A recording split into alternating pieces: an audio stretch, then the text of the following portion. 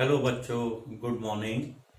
हमने पिछली क्लासेस में जो आपको मैं स्टोरी पढ़ा रहा हूं द गोल्ड वॉच, उसका 3 पार्ट हमने करा दिया। 1/4 पार्ट और रह गया है बच्चों। आज हम इसकी रीडिंग करेंगे, वर्ड मीनिंग बताएंगे और नेक्स्ट जब क्लास होगी तो आपको क्वेश्चन आंसर हम उसकी जो जितने भी शॉर्ट क्वेश्चंस हैं वो कराएंगे। तो let's start reading for today. 15 paragraph तक हमने रीडिंग की थी। अब now we are starting with 16, paragraph number 16। 1, 2, 3, 6 or 7 minutes passed.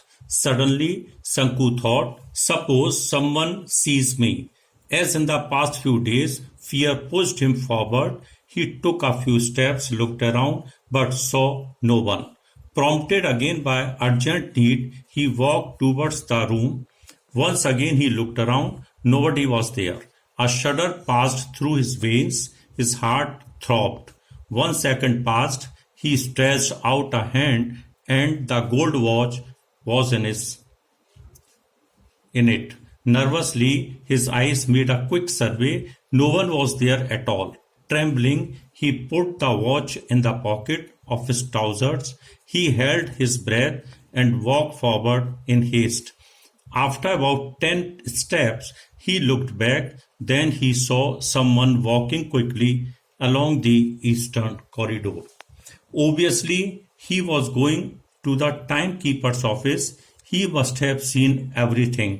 Perhaps he was hastening to inform the watchman at the gate. Oh God! Had he bungled?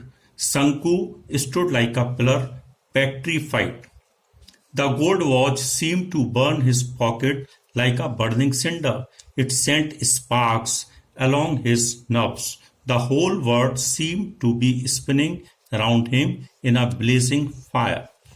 Flames arose from every particle of sand. No shade of coolness anywhere. Everything was on fire, burning, burning. Brother Sanku, why are you standing here like a pillar? Sanku turned with a start and saw Madhavan standing close by. Sanku stammered out, no reason for nothing. Go on, my liar, Madhavan said with a laugh and walked away in his work. He must have gone and reported the theft. My God, everyone probably knew about it. All the 800 odd workers at the factory would surround him noisily. They would look at him in scorn.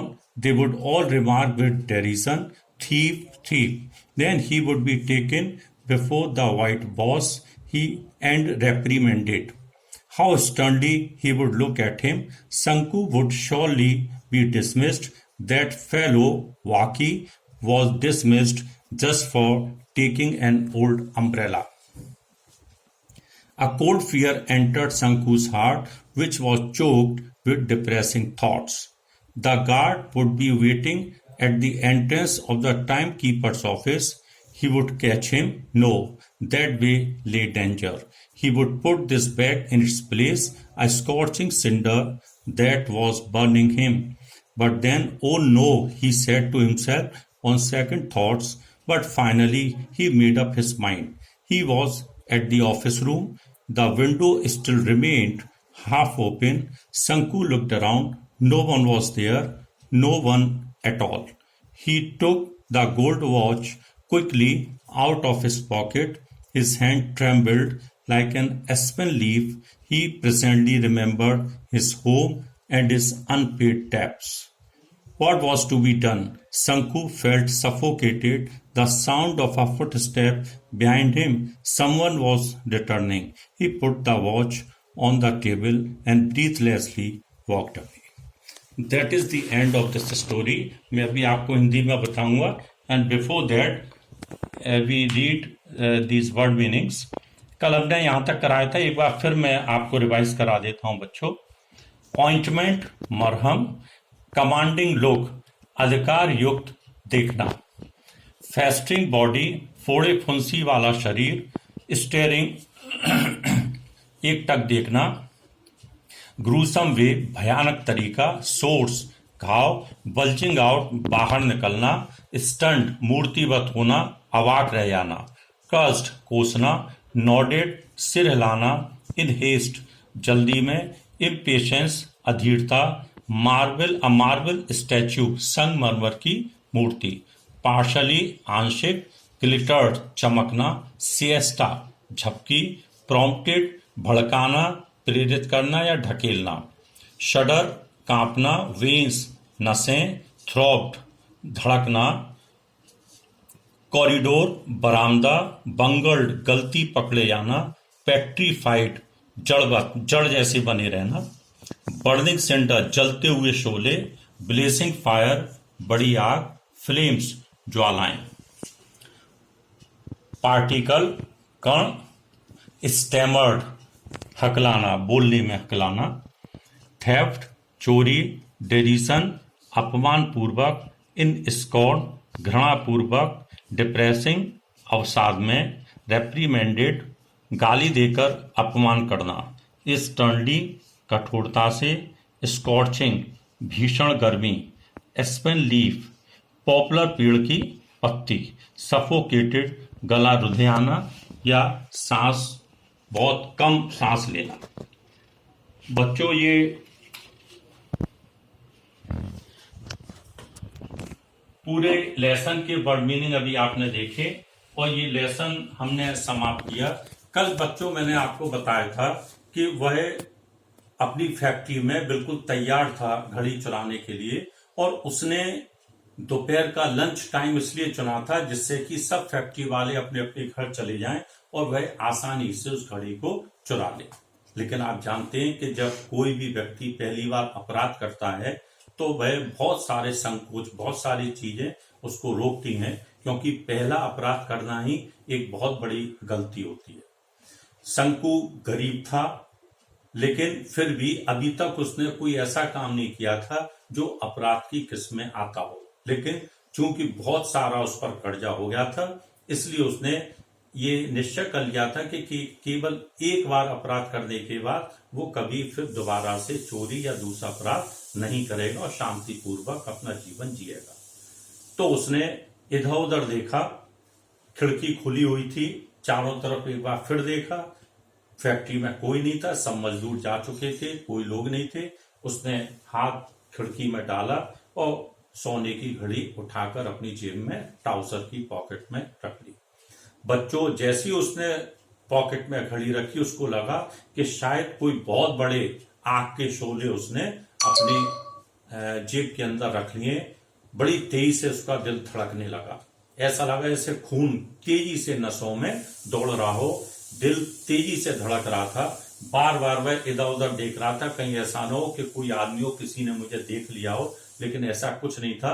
वो जैसे ही वहां से 10 step आगे गया, पीछे से एक आदमी भागता हुआ आया और वो टाइम कीपर के ऑफिस जा रहा था। तो शायद ऐसा लगा शंकु को कि इस व्यक्ति ने मुझे चोरी करते हुए देख लिया है, तो वो उसका दिल और भी ज्यादा धड़कने लगा, पूरा शरीर उसका कांपने लगा। वो व्यक्ति चला गया, उसने पूछा, भाई तुम यहाँ क्या कर रहे हो? शंकु ने तो कुछ नहीं, झूठा कहीं का। उसका एक और जो कुलीग था जिसका नाम माधवन था, उसने भी उससे कहा कि भाई तुम अकेले यहाँ क्या कर रहे थे? कुछ नहीं, हकलाते हुए बोला, और वो भी अपने काम पर चला गया। धीरे धीरे लोगों के आने का सिलसिला शुरू हो रहा था। उसे लगा जो ईस्टर्न कॉरिडोर है, बरामदा है, उसमें से कुछ लोग आ रहे हैं। उसे याद आया उसका एक कई साल पहले एक फैक्ट्री के व्यक्ति जिसका नाम वाकी था, उसने एक पुराना किसी का छाता चुरा लिया था, तो उसको काम से, नौकरी से निकाल दिया गया था, डिसमिस कर दिया गया था। तो निश्चित रूप से ये जो दूसरा व्यक्ति था, इसने उसको देख लिया। ये टाइम कीपर ऑफिस में जाएगा, गेट पर उसकी तलाशी होगी, व्हाइट बॉस उसको बुलाएगा, उसका अपमान करेगा, गालियां मिलेंगी, चारों तरफ लोग उसके चारों तरफ खड़े हो जाएंगे, चोर चोर कहकर उसका अपमान करेंगे, उसकी गालियां देंगे। इस तरह से उसको एक पूरा कल्पना जो दृश्य था वो उसके आंखों के सामने आ गया। उसे लगा कि अब उसकी नौकरी जाना निश्चित है, लोग उसको छोड़ेंगे नहीं और वो गेट पर पकड़ा जाएगा, उसकी तलाशी होगी। ये सोचकर वो फिर एक बार कांपने लगा। इस समय बच्चों उसको हालांकि अपने कर्ज भी याद आ रहे थे, घर की परेशानियां याद आ रही थी, सब आ रही, लेकिन इन सब के बावजूद भी वो इस पूरे वातावरण को, इस कंडीशन को सह नहीं सका और उसने पूरी तरह से वो जो घड़ी थी उसको जेब से निकाला गया और लौटकर उसने उसको उसी जगह पर रख दिया। बच्चों, अपराध करना बहुत बड़ी गलती है, लेकिन पहला अपराध करने से शंकु बच गया। बच्चों, अगर कोई परेशानी है तो उसको हमें ईमानदारी से कड़ी मेहनत करके और इन परेशानियों से हमें बाहर निकलना चाहिए। किसी गलत रास्ते पर हमें नहीं चलना चाहिए। ये जो कहानी है वो हमें यही शिक्षा देती है। दूसरी चीज आपको पता है, शंकु की मुख्य समस्या क्या थी?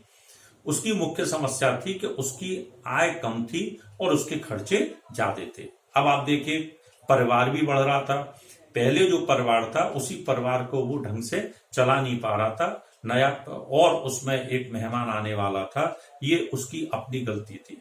और कर्ज करने के, मान लिया अगर कर्ज हुआ है तो आप उसको अपने खर्चों को कम करिए, कोई और काम करके उसको पूरा करिए, लेकिन चोरी करना इसका कोई सॉल्यूशन नहीं है। यही कहानी हमें ये शिक्षा देती है। तो बच्चों, आज हमने इस कहानी को फिनिश किया है। अब नेक्स्ट हम जब क्लास लेंगे तो उसमें मैं आपको हिंदी इंग्लिश दोनों में इस कहानी को एक साथ बताऊंगा और जो इम्पोर्टेंट इसके शॉर्ट क्वेश्चंस हैं वो भी मैं आपको कराऊंगा। मुझे बच्चों बहुत खुशी होती है कि बच्चे होमवर्क करके मुझे दिखाते हैं। मैं अब धीरे धीरे उनको होमवर्क को चेक भी कर रहा हूँ, बहुत सारा होमवर्क हो जाता है, लेकिन मुझे खुशी इस बात की कि बच्चे बहुत मन लगाकर और उन सब चीजों को देखते हैं। कुछ बच्चों के, एक बच्चे ने पूछा था प्रॉम्प्टेड का मतलब पूछा था, तो प्रॉम्प्टेड भड़काना पे बच्चों एक चीज मैं बताना चाह रहा हूँ, इसमें जो वर्ड मीनिंग है हो सकता है डिक्शनरी से कुछ डिफर हो, लेकिन कहानी के सिचुएशन के अनुसार जो अर्थ होते हैं वो मैं यहाँ पर लिखता हूं। मैं डिक्शनरी के हिसाब से उनको नहीं लिखता, इसलिए कभी कभी हो सकता है डिक्शनरी और उनके वर्ड मीनिंग में कुछ डिफरेंस हो। ऐसा नहीं है, जो स्टोरी में जिस सेंस में आए हैं, जिस अर्थ में आए हैं, वो यहाँ पर मैं यहाँ पर लिखता हूं। आवश्यकता, चूंकि किसी गलत काम के लिए प्रेरणा नहीं मिलती, इसलिए प्रॉम्प्टेड का मतलब प्रेरित नहीं, यहाँ पर नहीं है। वैसे प्रॉम्प्शन का मतलब प्रेरित हो सकता है, यहाँ पर है कि वो आवश्यकताओं से दबा हुआ था, इसलिए आवश्यकता उसको भड़का रही थी कि वह चोरी करे। बच्चों, ये बहुत सारे इसमें कुछ बच्चों ने वो बताए और ये होमवर्क बड़ी अच्छी हैंड राइटिंग में उन्होंने ये सब लिखा है।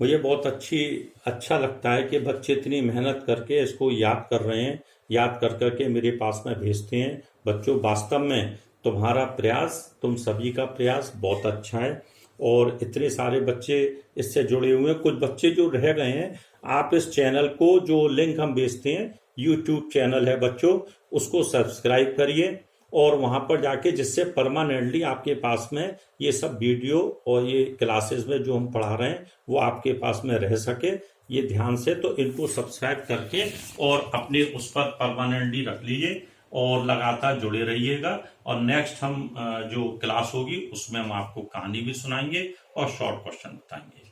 Till then, happy learning. Thank you very much.